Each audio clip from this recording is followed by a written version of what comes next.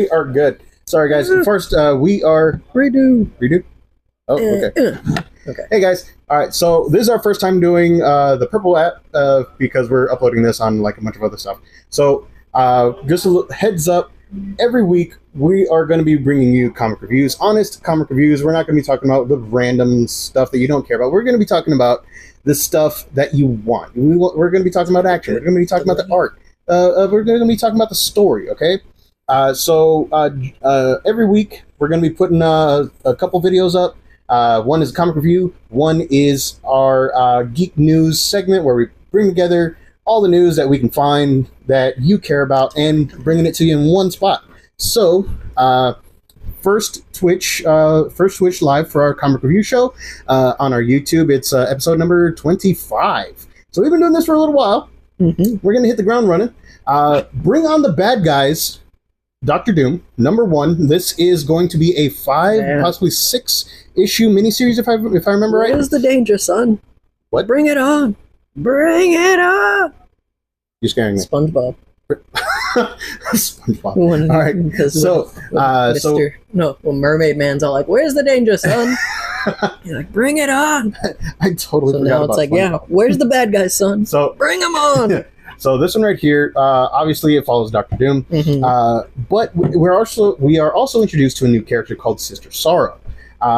This one right here opens up with Dr. Doom being told, "Hey, we found some magical MacGuffins that you might be interested in, and you should." And Doom is in true Doom fashion, "You can't have it, but I want it," kind of thing. The artwork is amazing. The storyline is getting kind of intriguing towards the middle of it. Up until the middle, it's just your basic, Dr. Doom wants this kind of thing. But eventually, it does turn into some sort of overarching mystery that is going to be felt across 5 different one-shots. I don't even know if you can call them one-shots. I don't count it as a one-shot if it's one complete story. Exactly. But they're all labeled as one-shots, so it's a little weird. Yeah. But excuse me.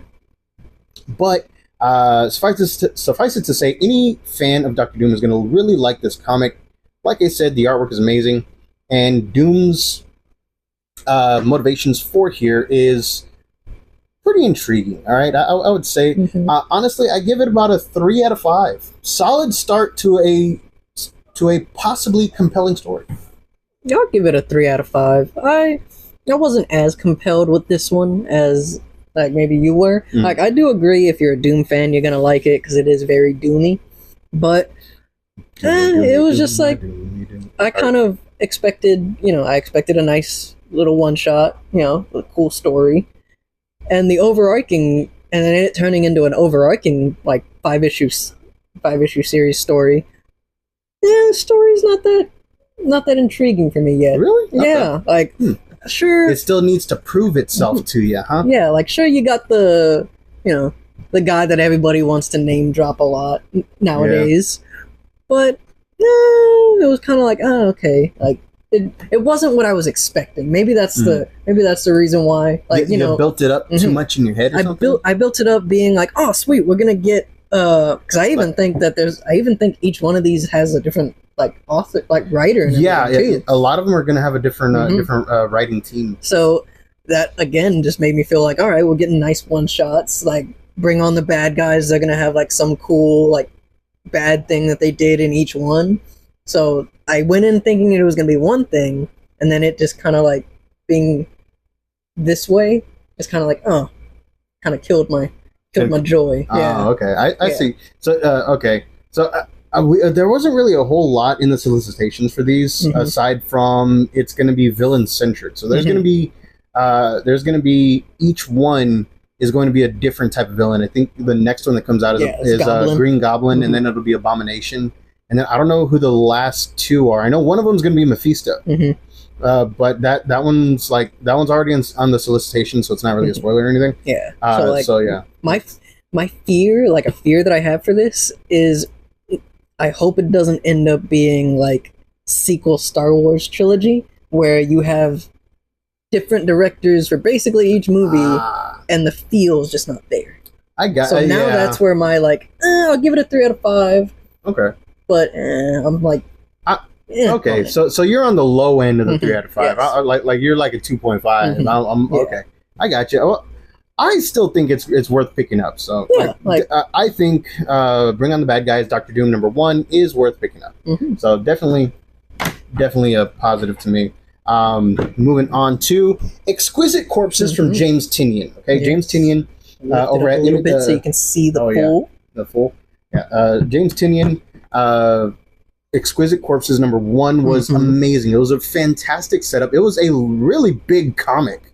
Yes, it was thick. #2, in my opinion, it kind of squanders the goodwill that #1 It brought. slows down a lot. It really It did. slows. It slowed down a lot, Mhm. but it's still one. To me, it's still the first act of Halloween. Mhm. You know The what I mean? Like, concept is intriguing. yes, Mhm. the concept is intriguing. It's there's 13 families that secretly Mhm. control the world, Yes. control the country, The and U.S.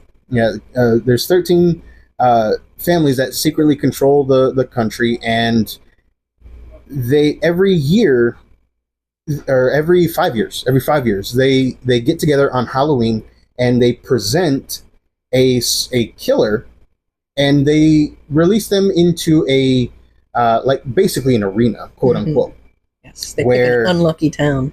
Yeah, they And that pick is the one arena. unlucky town, one unlucky like one horse town, and they surround it and cut it off from the rest of the world, and they release their people in there, and whoever's champion, is left at the morning is the one that wins. So what the first one was basically just a bunch of setup, telling you this story, telling you the backstory. And I thought that since we got all of that exposition, fantastic exposition, by the way, Mhm. out of the way, we were gonna hit the ground running with #2. It's not really the case, because now apparently we need exposition on the people involved in the town.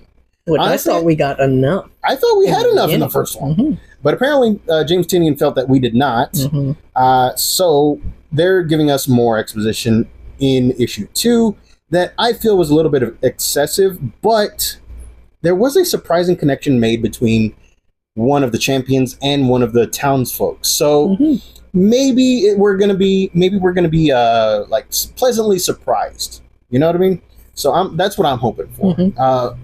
It's still a very good story, so I'm gonna give it another 3 out of 5. Yeah. But I'm really excited about this series. Yeah. I'm really hoping that it brings more to the table in issue 3, or at least we get some more action. You know what I mean? So like, Mhm. Yeah, like it's a solid 3 out of 5. It it slows down a lot, so it kind of killed the momentum. The momentum that I had after #1 was up here. yeah. And now it's kind of like it kind of came a little bit down, few know. notches down. I don't know if But- mine went that far down, but Yeah, but- it still went down a little. Compared to the other things that we read, it's kind of like okay. That is true. So it kind of dropped maybe here. Mhm. I'll say it was here, but now it's kind of here. But it's still intriguing. It's nice. I just hope they don't go with the whole. There's gonna just be one of these contestants taken down each issue. That's kind of lame. I want more interaction between these contestants. But they did kind of like. Yeah. But even then, they still did kind of say like, "Hey, it's the beginning. It happens." They kind of gotta find. They still gotta find everyone. I mean, it's not a big town, but it's still you're on foot. So they're all dropped off at random points in Mhm. the town. So yeah, I can kind of see why it would take some time to meet. But Mhm. dude, we can. But then again, like how long in is one this panel series we gonna can be? travel 5 miles. Like, how long is this going to be? Do we know? I think it's supposed to be a 6 to 7 issue series. So we got I gotta look. we got like 4 or 5 issues left. something like and- that. So yeah, it's got to pick up pretty soon, hopefully. I'm hoping. Which is like, I am hoping. which we know they can do pretty good. Like when you're in the action, like the art, the writing, the story is nice. We just pick it up a little bit. Mhm. 'Cause I'm ready. I'm ready to see mayhem. Well, I was hoping that's what we were going to get, especially since the last one left off with basically the Punisher. hmm And Basically, yeah, the so, Punisher and a title of Exquisite Corpses, but there ain't no corpses yet. yeah. I know. We need to see You know, what makes them so Was exquisite. there Was there a card at the back of this one? I don't think so. So, like the first one came with a card that you could cut out. Yeah. Did this one? I gotta look. Excuse us. But it was also labeled as like, hey, There is a card. Okay, yeah. Okay. Yeah. So It's just this is lame that what you I have was to talking cut about, it guys. out. There is a playing card at the end of each issue. The first one, I believe, was what the soldier dude. The Punisher guy. Yeah, the Punisher guy. I forget his name, but yeah, the first one was pretty good. And then at the end of each one is supposed to be one of these trading cards. All right, guys. So basically, three out of 5 for the first 2. Then, if you're just joining us, if you're watching us, somewhere else aside from YouTube, like the first time, we don't really put them in an order that we don't recommend this or we don't recommend that. We put them in how much we enjoyed them. So sometimes you'll see a 4 out of 5 at the top of the list, just because we can tell you that yes, that particular comic is a really, really well done piece. It's really well written, but I can't read it over and over. You know what I mean? But Exactly. like some of the other ones, like the Absolutes, Absolute Universe stuff, Ultimate stuff, we can read those like over and over. And usually those are towards the bottom where we're like, oh man, we highly recommend this because this. Kind of It's thing. exactly how like The Joker, tremendous, great movie. It is cinema, but Small Soldiers to me is better. Yeah, exactly. Like I love Bicentennial Man. It is my favorite movie of all time. My personal favorite movie of all time. I cannot watch it back to back. All right, and as much as I love Robin Williams, like that movie gives me existential crisis whenever I watch it. So like I can't watch it all the time, but I acknowledge that it is a fantastic movie, and in my opinion, it's one of the best movies ever made. That's just my opinion. All right, moving on to. Oh, you know what? I don't think I ever turned on my mic. We got G.I. Joe coming in, all dramatic while he fixes his mic. G.I. Joe. All right, guys, this is G.I. Joe number 8. All right, this particular one is the cover from Andrea Milana. I know that because it's on the back. All right. This one right here starts off with some training exercises. Live fire training exercises. And it's just, the Baroness is kind of getting a little stir crazy, as seen right there.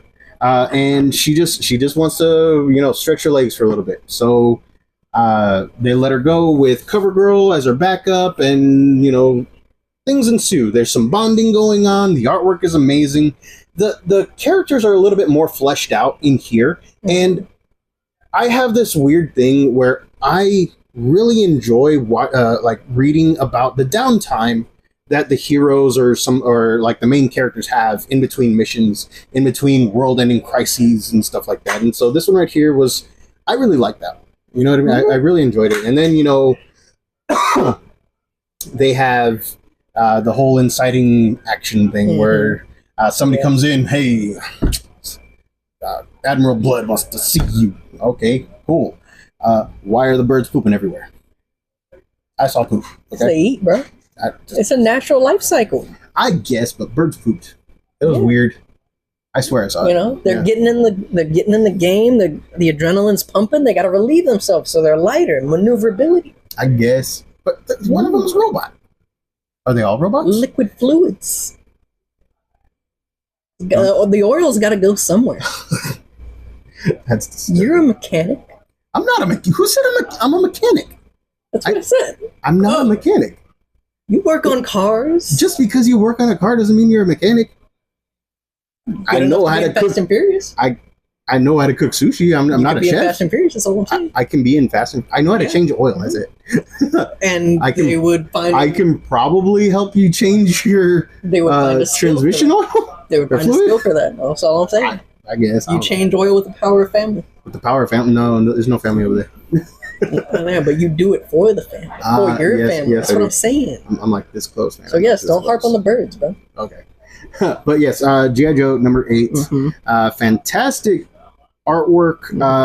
I delve into some of the history of the Baroness, it backstory. Does. It kind of makes you feel a little bit for the Baroness, and for that, I want to give it a 4 out of 5 from me. because like there's not really a whole lot of times where you can feel bad for the Baroness in a GI Joe anything, and this is like pretty cool. I mean, You know? it gets kind of touching. I didn't necessarily feel bad because, like, we still don't know why she don't want to see her family just yet.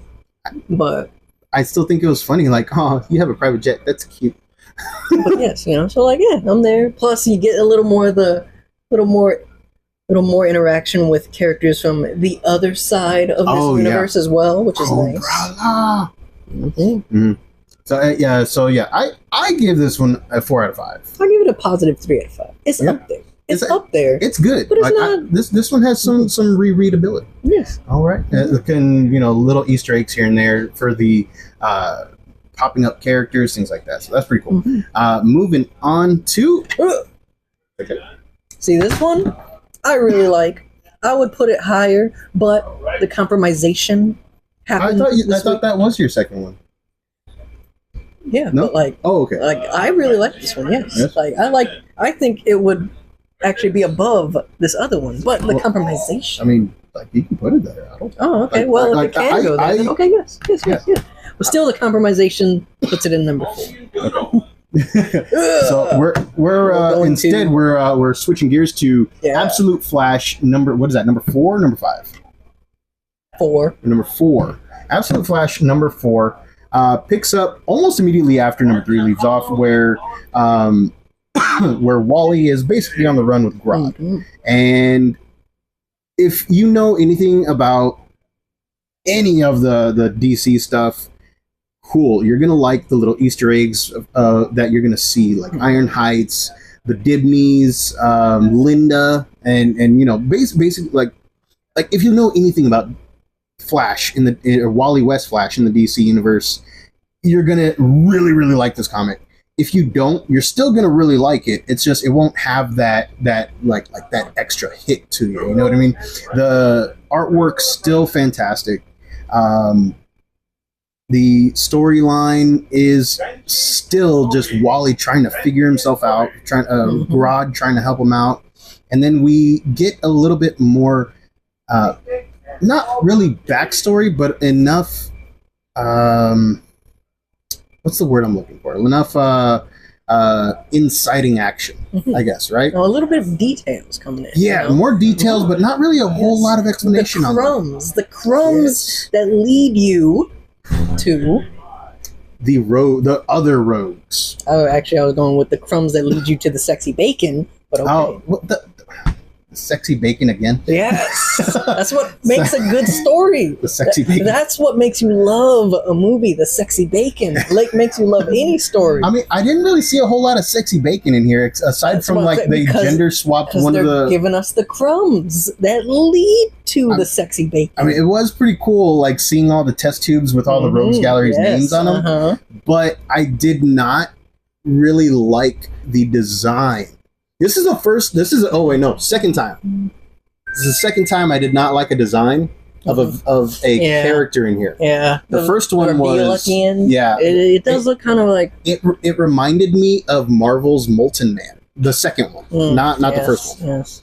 And to me, that was just like meh. Mhm. So I was like, See- oh, I thought I was going to see, see like, something cool. One of my and this- gripes with this is, I'm gonna start off by saying though, I don't care if they like switch genders on a character. I don't care. Like, especially for this new universe and everything. I'm Everything's excited on to the see table. where it's going. The only thing that, like, my little like dumb gripe that I'm sure people could definitely be like, really that? I think they could have chosen a better E name for her. Yeah, Like, I think so. I think They it's could have like- they could have left the name alone. yeah, it's like, yeah, because Eoboid's a like a 31st century name or Yeah. whatever. So yeah, it's like, hey, it could be anybody. But like they chose like Ethel, Eleanor. Eleanor, yeah. Eleanor. And I'm like, Really, I mean, I'm like, I'm you know what? That is true. Mhm. I didn't think Yeah. about it until you said it, but I was like, that's something that was like Mhm. on my mind. Why couldn't they have just left the name alone? Yeah. It's the 31st century. yeah, That it could be any like name, that could be like like a what- Taylor or a Tyler. Yeah. Tyler kind of thing. Mhm. Yeah. It's So, like yeah, I know it's like- dudes named Taylor. Yeah, so I it's know like, women named Taylor. yeah, when he was like Eleanor, I was like, that's not a speedster name. Right? It's It's like Steve now. When do you see a bad Steven? Or Keith. Like Keith. I mean, like Watch Bandit out for Keith. Keith. Bandit Keith. I don't Come know on. who that is. Yu-Gi-Oh. I forgot about that guy. Okay, Is he forgettable is, name? So, okay, in Yu-Gi-Oh, he was the one that angrily pointed at Pegasus, and he was American, and then he angrily pointed at him like that, and like it was 4Kids TV, so they edited out all the pew-pews. I have to use a lot of like euphemisms now. But yeah, but still, like as I've said, it's a very forgettable name. Yeah, And I feel like her name's gonna be forgettable now, which is sad. they should have called it Ellen. I don't know why. Ellen, I don't know why. Ellen would have been all right. Ellen Thawne. Eleanor. Yeah, Man. the or at the end kind of killed it. I don't like. Well, we've been watching, Hank Hill, King of the Hill, for the past few days, and Lenore pops up, and it's like all I can hear is Bill Dauterive now. Yeah, but anyway, I like the little interaction, the like building bond between Wally and Grodd. Their little bond is nice. It's pretty good. Although it does kind of give you the thing of, is Grodd kind of intentionally or maybe just unintentionally getting Wally into some bad situation? That is a good. Because that's one of the things that it starts to touch on in this series. Because they straight up say like, "Hey, this guy's leading him to like to the twist, to the reveal." Grodd, does Grodd have an agenda? Like, is he like some sort of nefarious dealings? But this could be like the absolute Batman, where like it's not what you think anymore, and now his best friends are his rogues gallery. Could be, and possibly. Now in here, in Absolute Flash, he doesn't have his own rogues gallery. He has Barry's rogues gallery, and then Grodd was mainly a Barry one, right? So there's that. That does beg the question. And also we get the further like one. It's a little like kind of throwaway line. You kind of got to be like, oh, okay, but it's the connections between each series are starting to get there, because they do mention like, all right, this one, the tests that were the company name. Did you catch the graffiti and stuff as well? There's Easter eggs out the wazoo in this one. Okay? We're starting to build. The worlds are coming together. And this one is actually what they said was going to be the one that is going to be the connecting tissue between them all. Makes sense. And if he's doing like this cross country thing where he's just like basically running across everything, it makes sense. Where he's like, oh snap, I may have found myself in Gotham. Oh snap, I'm in Metropolis. Things like that. So it's good stuff. So yeah, we have a lot of gripes about like two things on here, but I still give this one a 4 out of 5. Absolute Flash number 4. I still give it a 4 out of 5. I'm still sticking with positive 3 out of 5. Yeah. Okay. Yes, it's up there, but not quite there. I got you. All right, moving on to one that I really, really liked. Is getting near and dear. We're gonna show so you can see the full art as it passes by before it gets cut off by the bottom. All right, and this is Blood and Thunder number 2 from Image Comics. Yeah, Image Skybound Comics. This was the one that Robert Kirkman helped finish up some of the writing duties with. He basically just answered the phone and gave advice. Yes. And it's, man, this one is just I don't know how to describe this one.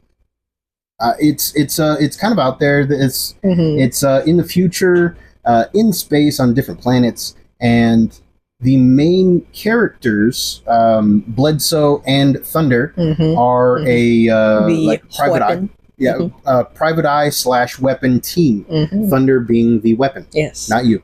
All right, and a weapon with a conscience. So just because like he is a gun doesn't mean he wants to like do gun-like things. Yeah, so he doesn't want to do pew things. Yes. So what he does is he suggests non-lethal alternatives. So and this is at the very much chagrined Bledsoe because she is in the middle of firefights. So it's a little funny. So that's a backstory from issue 1. Issue 2 picks up not too long after issue 1 left off, where Bledsoe and Thunder are just hanging out at their house. Yes. And just basically surviving. Mm-hmm. And you get a little bit more backstory on Bledsoe and her father, on Thunder and when Thunder met her father, things like that. The characterization is pretty good. It's makes them feel a little bit more grounded. But not only that, it is also intercut with pieces of a Prison Break. Yes, exactly, a Prison Break, where somebody connected to Bledsoe's past made the Great Escape.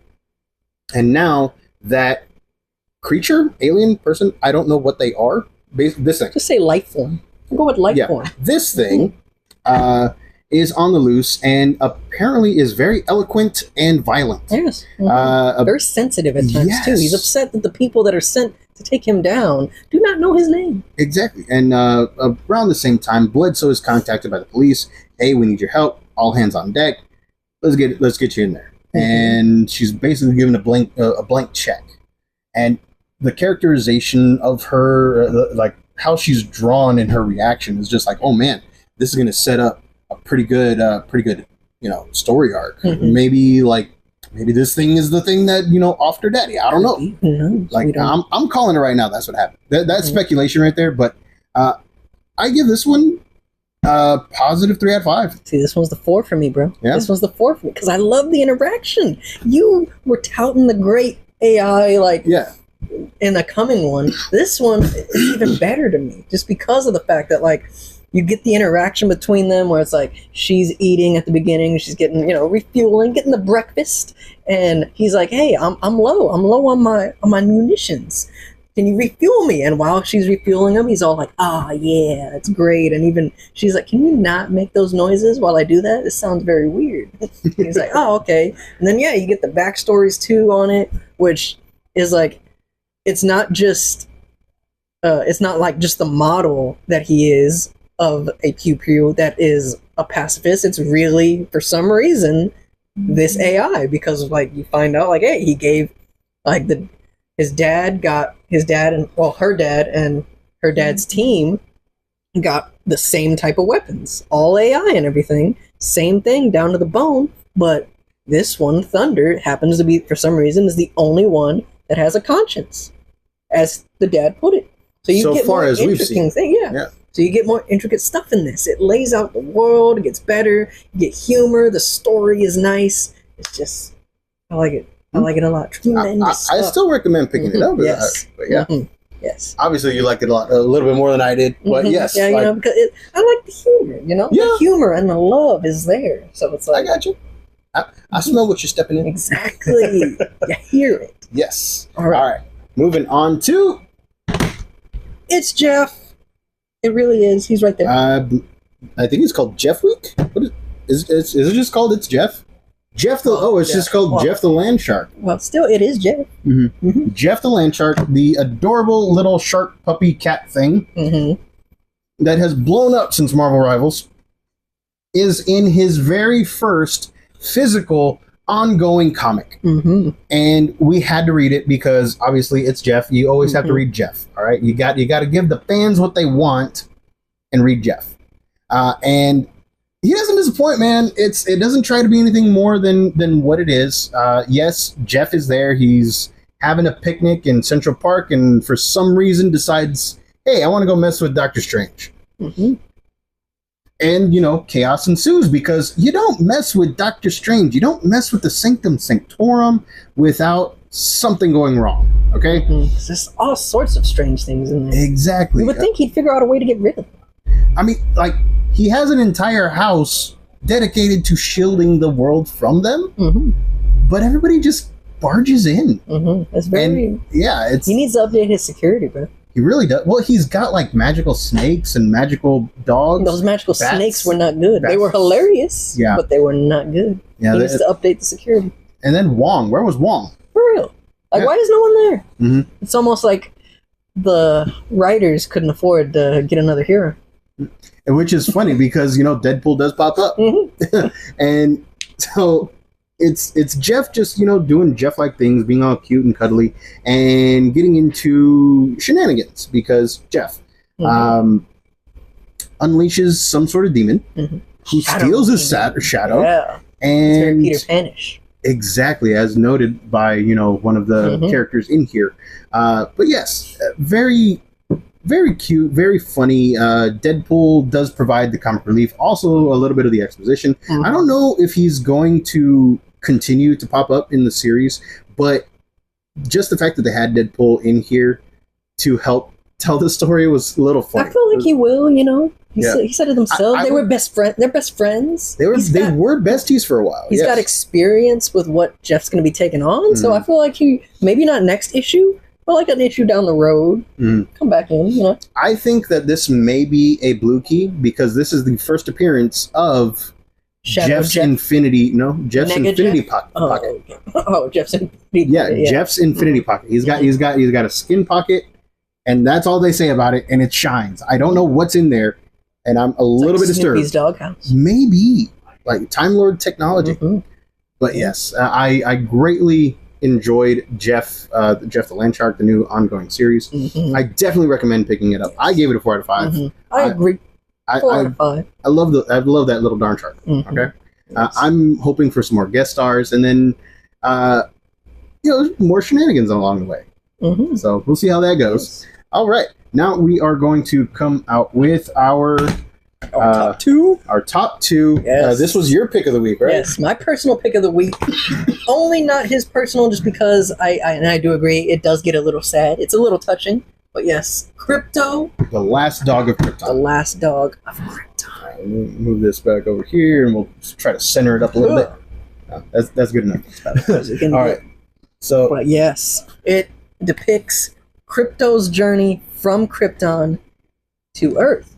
And I'm going to say he was the test dog, because he's the test dog, but they weren't like test dog in a bad way. Like, Superman's parents really loved Krypto, okay? Especially he was Jor-El. their boy. Yes, especially Jor-El. He was their boy. So as Jor-El is doing his preparations to send Kal-El, Superman, Clark to Earth, has to do some test flights, and Krypto is the one that he tested on.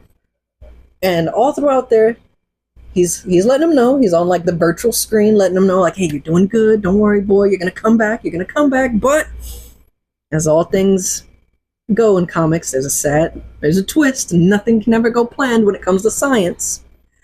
And wormhole opens up, and our poor boy gets taken off. That entire scene was just I was almost crying watching, because it was super sad. I'm not gonna lie, man. It gets very it was almost enough to make a grown man cry, but not this man. Yeah, it gets very it's Lara, right? Lara. Yeah, Lara. It gets very Lara. Once stuff starts going wrong, Lara's telling Jor-El hey, keep talking to him. Don't look so worried. Let Krypto know that everything's okay. It's gonna be okay. Otherwise, you're gonna worry him even more. And it's oh my gosh, you feel it. That's why I don't want to say he's their test dog, because you feel their love for him, and they're very sad that oh no, they don't even know where they don't know where or when this wormhole is gonna spit him out.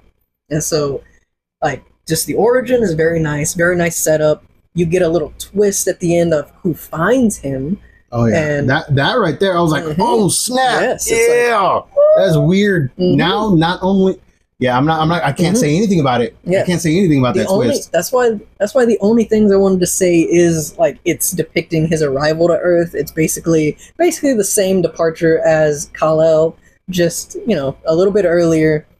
But that's all I want to go with, because there's so many extra details in here that really connect with you, and then the ending. He gave you the bare bones of it, but there's a lot more character interactions. There's a lot more character growth and things that you didn't even really think about. Dude, Jor-El straight up loved that dog. All right, he's the best dog in the universe, best boy in the universe, and it's it shows Krypto interacting with Kal-El, with baby Clark, whatever you want to call him. And it's just a fantastically done comic. The artwork is amazing. The storyline very simple, and like I said, I almost lost it, man. I almost cried when I read this one, just because of how it showed how they were all freaking out, but they were trying like heck to not freak out the dog. Figure out what, and even if they could figure out a way to solve this, but yeah, you know, and it's just a fantastically done comic. I'm very excited by what the future of this series is. I think it's supposed to be a 4 to 5 issue miniseries. So, yeah. I don't think it's gonna be that long. Yeah, it's like definitely no more than 5. But I'm all for it. I'm here. Exactly. Like I'm super there for it. So I gave this one a 5 out of 5. Samesies. Yeah. So yep. Definitely pick up Crypto, the Last Dog of Krypton, #1 on sale now. Yep. And then my number one. His number one. My number one. Still a great comic, I will say. Battle Beast #2. From Image Skybound, Robert Kirkman, Ryan Otley coming out with another banger. It is super fun. It is bloody. It is fantastically violent. And the puns in there, just the sardonic line delivery. I can hear Alan Tudyk voicing the AI. I don't have a particular voice for the AI yet. I can hear it, man. I think it's because I watched The Tick and he was Danger Boat, and now I see him as AI. And he's also K2. Honestly, if anything, right now this AI is very HAL, like 2001: A Space Odyssey to me. But you need to watch The Tick on Amazon. Yeah, but like anytime I think Alan Tudyk, I imagine more gravitas, more personality given to something. And Alan Tudyk has all types of range. That's what I mean. But like, if I picture, but like right now, picturing Alan Tudyk in this, it's just like, since the voice is very Hal to me, Hal is very like kind of monotone, just very like plain. I don't see Alan Tudyk like that right now. I can't. Like I'm sure he could do it. I know he could do it. Yeah, he definitely could do it. Like you said, he got range, but I'm not there yet. I'm not there with it.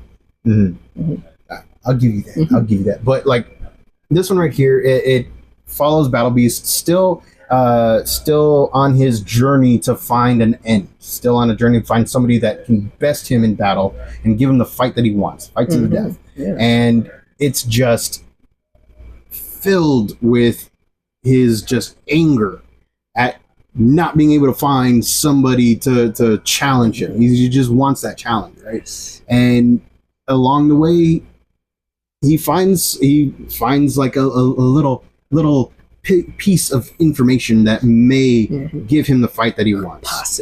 Possibly. And then that right there is where we get to the crux of the issue 2, where he has to go to basically a battle royale tournament to gain the money. Yeah, to get some money, repairs, guns, all kinds of stuff. He's just getting ready for a straight up fight. Fantastically done, fantastically written. The line delivery in there from the AI for his recently acquired ship. I use recently acquired loosely. I mean, either way you put it, he did acquire it. So, you know, it's still acquired. Through less than legal means. Yeah, he didn't purchase it. Oh, That's fine. Yeah. But yeah, definitely worth picking up. A 5 out of 5 from me. The AI in there is just... The AI can't harm anybody. But he doesn't have to let them live. Yeah. But yeah, he's just like, oh yeah, who called the cops on you? That's weird. It was me. I hate you. And it's just the little interaction right there was just fantastic to me. I loved it. Like the AI is good in this. Not as good as the previous AI that showed up in other comic book, but still, you know, it is nice. I would give it a 4 out of 5. Like, this is a very positive 4 out of 5. I don't really have any like gripes with it at all. It's just it was missing a little something for me. Like, it was still just a little bit like held back. That like maybe if there was a little bit more like the puns, you like to mention the puns in this. It was only like 1 or 2 puns though, and so it wasn't enough. There were no puns in there. What? In my other one? Yeah. You didn't need the puns. The jokes that he made himself, they were still jokes, but the jokes he made were great enough. Yeah, if you say so. And so There may be, I will possibly admit, there may be a little, like, or maybe a little spite at the, between my AI-ness right now, the AI voices that is causing me to be like, nah, mine's better, this one, nah. But You just like it because it's named after you. it could possibly be that, but it's so good too. But anyways, yes, like Battle Beast, I'll give it a very positive 4 out of 5. It's like the story is maybe I guess I say the reason why it's not a 5 out of 5 is we're still kind of like there wasn't much more added to the overall tale. We're still kind of like just going through the motions a little bit. Mm. And maybe that's why it's not quite like 5 They out of didn't 5 advance yet. the story enough. Yeah, like it's not. Okay. Didn't get advanced just yet, but still, like it's only second issue. It's only the second issue, and like the action parts were great too. It's just yeah, Not enough sexy not- bacon. not enough. Not even enough crumbs yet. Oh wow. Not even enough crumbs to come into the sexy bacon. Again, I might be kind of like some people might be viewing this and be like, he's a bit dumb on this one. This one's a bit. You might, as they say, they'll be like, you need to put the fries in the bag on this opinion this time. I have They say never that. heard that. What does Evidently that mean? Evidently, that's like the new version of like basically if somebody's saying something that like makes no sense or they're just like very like wrong about it or whatever, they'll be like, hey, put the fries in the bag and like, hey, just go ahead and start working at like McDonald's or something like that. Like you're not going anywhere or anything like that. At least That from is what I think. Again, That is really like that is a really convoluted cut down. that's the best way I can think of it. Like, I don't really use it that much, but that's the best way I could think of it to put it, just because it's how I hear it a lot, where it's like, where like if somebody's cutting down like Spider-Man 2 being all like Tobey Maguire's Spider-Man 2 and saying like, nah, Spider-Man 2 was a horrible movie. It doesn't hold up, like the story is bad or whatever, and then people could start being all like, The only thing about Spider-Man 2 that doesn't hold up is Mary Jane. yeah, that's It's the whole just series, to be fair. Which- super toxic. Yeah, which not to be like Kirsten Dunst, you're amazing, but yeah, like you're Mary Jane, very sad, very sad. I saw this video yesterday of a guy ranking. Of a guy was like, "Hey, if you're Spider-Man and if you became Spider-Man and you had to choose between the movie love interests across all the movies that have come out, like which one would you do?" And the guy was like, "I'm gonna give you mine." He's like, "But I'm gonna start off by saying the one that I wouldn't." And yeah, like Tobey Maguire's Mary Jane was like number one. That he was like, "Nah, because it's just toxic relationship." I'm like, "Yeah, it's very true." Yeah. Mm-hmm. Yeah. We're getting way off topic. We But yeah, are, we're gonna open up a uh-huh. can of worms, okay? Yeah, But yeah, we got off of comics here. and we started talking about movies again. Yeah. It just happens way too often. Yeah, so just to sum yeah. up, I might be a little bit biased on why I'm not giving Battle Beast a 5 out of 5, but I will say it's a 4 out of 5. It is really good. It is entertaining. What if his AI is named Thunder? Oh, that's just pandering at that point. How? How is that pandering? Because if it turns out to be like They're that, then both, I'll be like, they both had work done by Robert Kirkman. yeah, but like, I was see, about to say. see, in the other one though, like Thunder's not the name, not the full name. Like it's got a full, long, drawn out name that happens to have Thunder be a part of it. But the main character Bledsoe, when she's a little girl, is all like, "That sounds weird. I'm just gonna call you Thunder." So it's like, Well, she does have a cute little name for the doorbell. yeah, Dora Bell. That was, That see, there was the puns. You said there was no puns, and I'm saying the AI did not give the puns. the AI didn't even give the puns in this one. Yeah, it did. Oh, wasn't it? Was the like creature thingy he was gonna fight? Creature thing? Yeah, it was the creature thing he was gonna fight in the I gotta go back in the and read blood tournament. it. I gotta go back and read it again. I just read it. I'm pretty sure it was the AI. No, it was the creature thingy. Unless the AI made a second one, but the first one that I remember you being like, "Hey, it was this." He was like, "No, dude, that was That's not even a pun. it was the creature thing." He called him his fuzzy opponent or something. It was funny. Like That wasn't a pun. yeah, but still, like I'm saying, like puns. Mhm. There was puns in there. All right. Well, that about does it for us tonight. Battle Beast was my pick of the week. And Still good. Still very definitely good. worth picking up. We will see you guys next time. If you like the Rantings Raven 2 Mad Men, go and give us a like, follow, share us with your friends, and we will see y'all next time. Later. Peace.